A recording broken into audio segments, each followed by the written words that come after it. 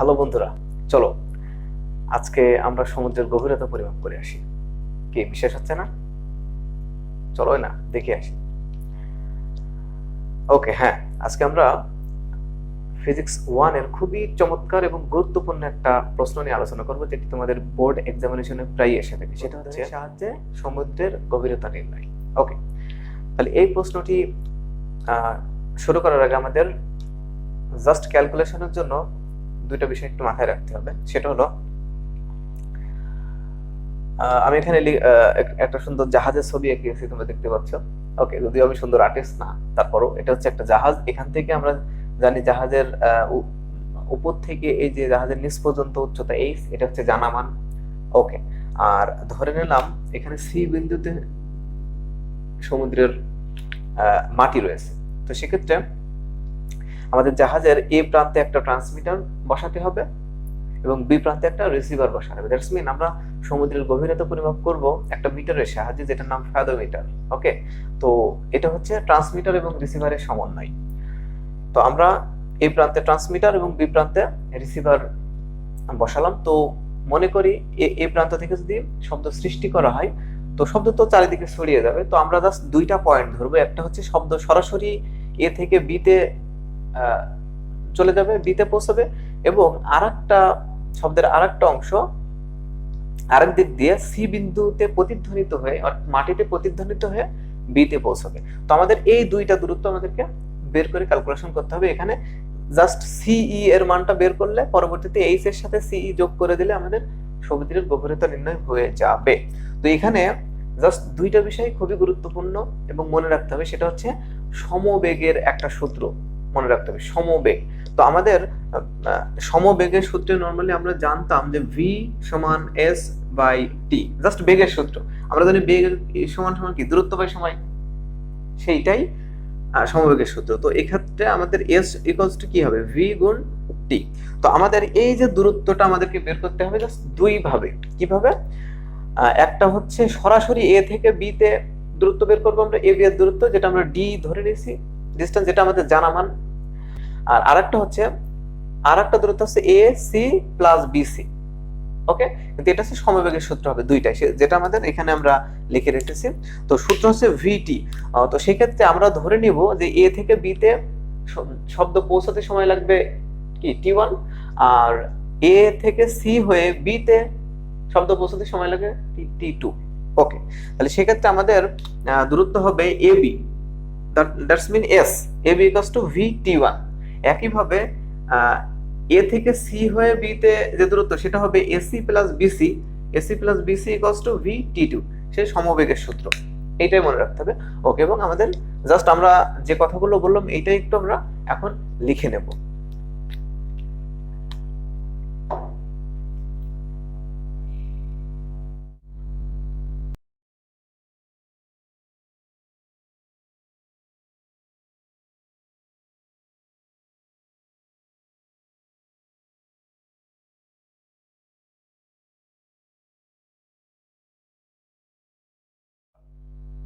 আমরা এখানে লিখেছি, মনে করি ট্রান্সমিটার এ হতে শব্দ সৃষ্টি করা হলো। শব্দ টি1 সময়ে সরাসরি এ হতে রিসিভার বি তে পৌঁছায়, আবার অন্য পথে টি2 সময়ে এ হতে সি তে প্রতিধ্বনিত হয়ে বি তে পৌঁছায়। তো এখন এখানে আমাদেরকে জাস্ট যেহেতু শব্দ সর্বদা সমবেগে প্রবাহিত হয়, সমবেগে কিন্তু সামনের দিকে ধাবিত হয়, তো সেক্ষেত্রে আমরা সরাসরি দূরত্ব বের করব সমবেগের মাধ্যমে, এবং প্রতিধ্বনিত হয়ে যে বি তে পৌঁছাবে সেই দূরত্ব বের করব সমবেগের মাধ্যমে। এখানে আমাদের এই যে এসিবি যে ত্রিভুজ রয়েছে, এসিবি বা এসিএন, এখানে আমাদের কিছু বিষয় একটু লিখে নিতে হবে। যে এখানে আমরা দেখতে পাচ্ছি এবি ইকুয়ালস টু ডি, এই equals to half A B, that's mean A B এর সমদ্বিখণ্ডক কিন্তু এই, রাইট? আর এখান এটা একটু লিখে নিতে হবে যে এখানে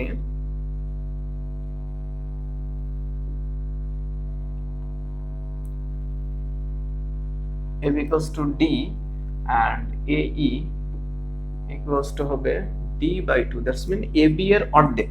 AB মানে তো D, তো D এর অর্ধেক অর্থাৎ D by 2। ঠিক আছে, আমাদের এটা মনে রাখতে হবে। কেন? কারণ হচ্ছে আমাদের মূল টার্গেট আমাদের এখানে C এর মান নির্ণয় করা। তো C এর মান নির্ণয় করতে হলে আমাকে A এর মান জানতে হবে এবং এসির মানটা জানতে হবে। এটা কিন্তু খুব ইম্পর্টেন্ট, কারণ আমরা এখানে দেখতে পাচ্ছি এসিই একটা সমকোণী ত্রিভুজ, এবং সেই ত্রিভুজের আমরা যদি অতিভুজ এবং ভূমি পেয়ে যাই, তো পিথাগোরাসের সূত্র অনুসারে আমরা লম্বর মানটা কিন্তু পেয়ে যাবো। সেক্ষেত্রে এজন্য আমাদেরকে এসি এর মান বের করতে হবে এবং এ এর মান বের করতে হবে। তো অ্যাকচুয়ালি আমরা এ এর মানটা দেখতেই পাচ্ছি এখানে আমরা পেয়ে গেছি, বাট আমাদেরকে এখন বের করতে হবে এসি এর মান। তো সেক্ষেত্রে আমরা প্রথমে লিখব যে T1 সময় বস্তুর অতিক্রান্ত দূরত্ব। ওকে, এখানে দেখা যাচ্ছে AB ইকুয়ালস টু কি VT, আর AB মানে আমরা দেখতে পাচ্ছি, আমরা উপরে লিখেছি কিন্তু, হ্যাঁ, AB ইকুয়ালস টু কি D, এটা আমাদের জানা মান VT1। এখন এখানে আমাদেরকে জাস্ট V এর মানটা আমরা একটু বের করে রাখতে পারি, কারণ পরবর্তীতে কিন্তু এটা আমাদের কাজে লাগবে। D by T1, V equal to D by T1, এটা আমাদের একটা বিষয়। আরেকটা বিষয় আছে T2 সময়, দ্যাটস মিন তোমাদেরকে জাস্ট একটা ভাইটাল পয়েন্ট মনে রাখতে হবে, T1 সময় অতিক্রান্ত দূরত্ব বের করব আর T2 সময় অতিক্রান্ত দূরত্ব বের করব, করলে আমাদের মোটামুটি প্রমাণটা হয়ে যাবে। ওকে বন্ধুরা, দেখা যাচ্ছে T2 সময়ে AC প্লাস BC দূরত্ব অতিক্রম করা হয়েছে, এবং সেটা কিন্তু গড় বেগের সূত্র দিয়েই হবে VT2।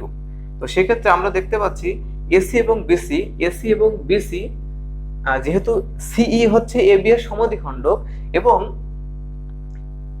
এখানে কোণ AEC এবং কোণ BEC এখানে দেখা যাচ্ছে যে 90 ডিগ্রি, এবং এই কোণ কিন্তু সমান। তাহলে সেক্ষেত্রে অবশ্যই যদি কোনো দুইটা ত্রিভুজে দুইটা কোণ সমান হয়, তাহলে ত্রিভুজ দুটি কিন্তু সাদৃশ্য ত্রিভুজ হয়ে যায় বা সমদ্বিবাহু ত্রিভুজ হয়ে যায়। তো সেক্ষেত্রে এই বাহু AC এবং BC কিন্তু সমান হবে বন্ধুরা। তো সেক্ষেত্রে আমরা AC প্লাস BC এর জায়গায় AC লিখতে পারি, AC ইকুয়ালস টু VT2, বা এখানে আমরা লিখতে পারি AC plus AC means 2AC equals to হবে VT2। ওকে, এখান থেকে আমরা AC এর মানটা বের করতে পারি। তো তাহলে এখান থেকে আমাদের বা AC সমান হবে VT2 বাই 2, 2টা কিন্তু ভাগ হয়ে যাবে এখানে, VT2 বাই 2, সিম্পল। তাহলে সেক্ষেত্রে আমাদের AC ইকুয়ালস টু V এর মানটা কিন্তু আমরা জানি, সেটা হচ্ছে V বলতে D বাই T1, আর এখানে রয়েছে মানে V এর মানটা কিন্তু এইটা D বাই T1, আর এখানে T2 বাই 2 কিন্তু রয়েছে। সেক্ষেত্রে আমরা একটু সাজিয়ে যদি লিখি এটাকে, তাহলে এমন হবে AC ইকুয়ালস টু এটা আমরা এই পাশে দেবো আর এটা এই পাশে দেবো, that's mean D by 2 into T2 by T1। একই রকম দ্বারা দুই ভাইরা ভাই আমরা একসাথে রাখলাম আর এদেরকে একসাথে রাখলাম। ওকে, তাহলে আমাদের মোটামুটি ভাবে AC এর মানটা আমরা বের করতে পেরেছি, এবং A এর মানটা তো আমরা আগে থেকে জানি D বাই 2।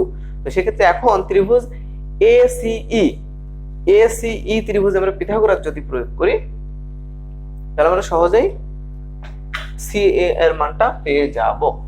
ওকে, তাহলে আমরা এখন লিখবো ACE ত্রিভুজ ACEA, ত্রিভুজ ACEA। তাহলে এখানে আমাদের দেখা যাচ্ছে আমরা যদি পিথাগোরাস প্রয়োগ করি, তাহলে হবে AC স্কয়ার ইকুয়ালস টু হবে CE square plus AE square. এটা হচ্ছে আমাদের পিথাগোরাসের সূত্র। অতিভুজ স্কয়ার ইকুয়ালস টু কি লম্ব স্কয়ার প্লাস ভূমি স্কয়ার, এটা তো তোমরা সবাই জানো। তাহলে এখান থেকে আমরা যদি CE এর মানটা রাখি CE স্কয়ার, তাহলে হবে CE স্কয়ার ইকুয়াল টু এইটা এই পাশে আসলে AC এর সাথে বিয়োগ হবে, সেক্ষেত্রে AC স্কয়ার মাইনাস কি হবে AE স্কয়ার বন্ধুরা। পরবর্তীতে CE এই স্কয়ারটা ওই পাশে গেলে কি হবে রুট ওভার হয়ে যাবে, তাহলে CE equal to root over AC square plus AE square. এখন আমরা মানটা কিন্তু বসিয়ে দিতে পারি। তো AC মানে কি, আসলে AC মানে এই যে এখানে যেটা দেখা যাচ্ছে এটা কিন্তু AC এর মান। তো AC এর মানটা হচ্ছে T2 বাই 2T1 এর উপরে কিন্তু স্কয়ার বন্ধুরা। কেন, যেহেতু এখানে AC এর উপরে কিন্তু স্কয়ার রয়েছে, ঠিক আছে, মাইনাস AE মানে কি, এই যে AE মানে কিন্তু পুরোটা D বাই 2, D এর অর্ধেক, দ্যাটস মিন D বাই 2 তার উপরে কিন্তু স্কয়ার হবে। হ্যাঁ, যেহেতু এখানে স্কয়ার রয়েছে সেক্ষেত্রে এটা স্কয়ার হবে। তো এখন আমরা এখানে লিখতে পারি, এখানে স্কয়ারটাকে আমরা যদি ভাগ করে দিই তাহলে হবে D স্কয়ার বাই 4 এবং T2 square by T1 square, T2 square by T1 square. এবার কিন্তু বন্ধুরা শুধুমাত্র ক্যালকুলেশন। ওকে, মাইনাস এখানে আমি স্কয়ারকে ভাগ করে দিই, এটা সম্পত্তি, বাপের সম্পত্তি যেমন ভাগ হয় এটাও কিন্তু ভাগ হয়ে যাবে, ডি স্কয়ার বাই 2 এর স্কয়ার করলে হয় 4। এখন কিন্তু আমরা দেখতে পাচ্ছি দুটোই একই টার্ম রয়েছে, এখানে D square by 4 D square by, তাহলে বোঝাই যাচ্ছে এখানে কমন নিতে হবে। তো বা সি ইকুয়ালস টু কি হবে, এখানে আমরা যদি ডি স্কয়ার বাই 4 যদি কমন রাখি, ডি স্কয়ার বাই 4 কমন রাখলে এখানে থাকবে কি এইটা t2 square by t1 square, t2 square divided by t1 square minus এখানে যেহেতু আমরা পুরোটা এটা কমন নিয়ে নিয়েছি তাহলে এখানে কিন্তু 1 থাকবে, ঠিক আছে, তাহলে আমরা এখানে 1 লিখতে পারি। ওকে, এখন আমরা এখানে আমরা একটু লসাগু করতে পারি, ঠিক আছে। আর তোমরা দেখতেই পাচ্ছ এখানে ডি স্কয়ার বাই 4 কে আমরা যদি রুট ভাগ করে দিই তাহলে হবে d by 2, that's mean d by 2। Okay, ঠিক আছে, তাহলে এটাকে আমরা লসাগু করতে পারি, এখানে হচ্ছে t1 স্কয়ার লসাগু, সেক্ষেত্রে t1 স্কয়ারকে t1 স্কয়ারকে দিয়ে ভাগ করলে 1 হয়, 1 এর সাথে t2 স্কয়ার গুণ করলে t2 স্কয়ারই হয়, মাইনাস t1 স্কয়ারের সাথে 1 গুণ করলে হবে t1 স্কয়ার, এটা হচ্ছে লসাগু সিস্টেম। ওকে, এখন দেখা যাচ্ছে d বাই 2, এই যে t স্কয়ার এ কিন্তু রুট পাবে, আবার উপরেরটাও রুট পাবে, তো সেক্ষেত্রে t1 স্কয়ারকে যদি রুট করি আমরা তাহলে কিন্তু শুধু t1 হয় এবং সেটা কিন্তু নিচে থাকবে। ওকে, এবং রুট ওভার ভিতরে হবে t2 square minus t1 square. ওকে, এখন আমরা কিন্তু এখানে আরেকটা মান আমরা দেখতে পাচ্ছি যে d বাই t1 এর জায়গায় আমরা কি লিখতে পারি, v লিখতে পারি, এখানে কিন্তু এই যে d বাই t1 চলে আসছে, তাহলে আমাদের এই যে 2টা তো নিচে থাকবে আর d বাই t1 মানে কিন্তু v, আর এই পাশে থাকে t2 স্কয়ার মাইনাস কি t1 square, that is very simple, আর এই পাশে কিন্তু আমরা ce, দ্যাটস মিন লম্বটা কিন্তু আমরা পেয়ে গেছি, তাহলে কিন্তু আমাদের মোটামুটি সমাধান হয়ে গেল। এখন আমাদের পুরোপুরি সমুদ্রের গভীরতা নির্ণয় করতে হলে এইচ এর সাথে এটা আমাদের যোগ করে দিলে হবে, দ্যাটস মিন এখানে পুরো যে সমুদ্রের গভীরতা সেটা হবে capital H, capital H means H plus CE. Okay, তাহলে আমরা লিখতে পারি অতএব নির্ণয় সমুদ্রের গভীরতা, নির্ণয় সমুদ্রের গভীরতা, তো গভীরতা h equals to will be h plus ce, তো h plus ce মানে কি, যেটা আমরা কিছুক্ষণ আগে বের করলাম ce, v by 2 root over t2 square minus t1 square. Okay, okay বন্ধুরা, এটা ছিল আমাদের সমুদ্রের গভীরতা নির্ণয়। বললাম না আমরা সমুদ্রের গভীরতা নির্ণয় করবো আজকে, তো এই সূত্রের সাহায্যে আমাদের সমুদ্রের গভীরতা সহজেই নির্ণয় করা যায়। তো আজকে এই পর্যন্তই বন্ধুরা, ভালো থাকো সবাই এবং দেখতে থাকো অনিক্স টেক টিউটোরিয়াল।